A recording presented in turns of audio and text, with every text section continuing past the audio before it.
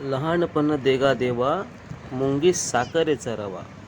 मंडळी, आपल्या घरातल्या चिमुकल्यांसोबत कधीतरी वेळ काढून लहान होण्याचा प्रयत्न करा. बघा, डोक्यावरचा ताण तणाव आणि राग ह्या सगळ्या गोष्टी कशा चटकन दूर होतील. त्या वेळ काढा, आपल्या चिमुकल्यांनासुद्धा आनंदी ठेवण्याचा प्रयत्न करा.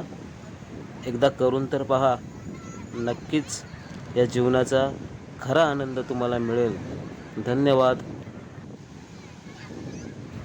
आणि हो, आपल्या चॅनलला लाईक, शेअर आणि सबस्क्राईब करायला देखील विसरू नका.